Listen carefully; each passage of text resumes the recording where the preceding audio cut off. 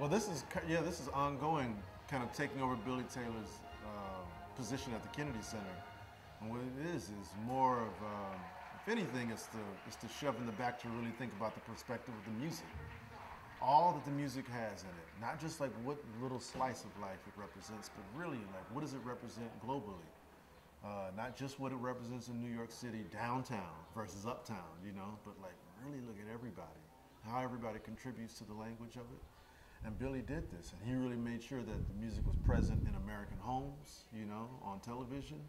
He made sure it was in the ghettos of America by having Jazzmobile, you know, and he made sure he promoted the legacy of African-American music within culture in America, you know, and just be a great player as well. So he's a rare breed. So when I took over this position, I knew there was a lot to handle. And I'm very young, so I knew I was also kind of tread kind of very slowly towards it.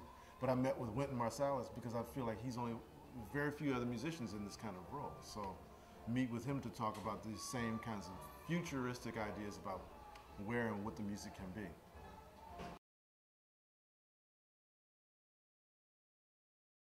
Well, the MacArthur is a serious, it's a real serious gift. What it does is it enables you as an artist. So it's not just in the arts, art practice, but it's in just the culture of an artist. So whether I want to go hear more music than I have before, or whether I want to buy a piano, which I finally did, buy a piano and have work done on it so that I could actually have an instrument that inspired me. I'd grown up with this instrument that I always would play at home, but it wasn't really inspiring. So, you know, and it also kind of allows my family and I to stay in New York City for a while longer and work on projects that would never kind of come to the light of day if it wasn't for the help of this grant. For instance, the thing I did recently at the Whitney Museum as part of the Whitney Museum Biennial, we had 25 different acts in 5 days, which spanned, you know, all kinds of ideas and topics. There's no way that it could be done without the help of the MacArthur and also the generosity of the musicians. So it kind of really like helps things like smooth it out and give people, the people that I collaborate with, an opportunity as well. So and then every year it changes kind of how it interacts with myself. So I don't know, maybe after 10 years, ask the question again and I'll see.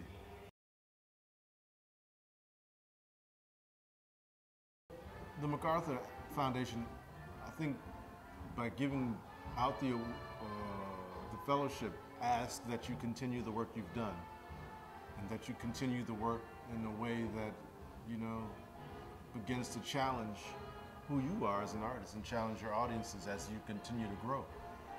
That's what I think it asks. That's what I'm asking of my band and the different situations I involve myself in.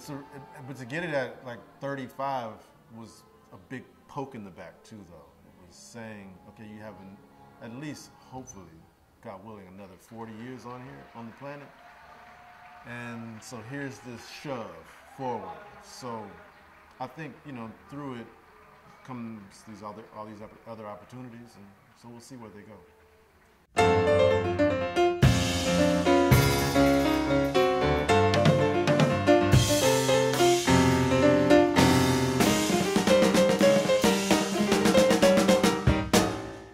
Hey, I'm Jason Moran. For more videos, go to JazzTimes.com.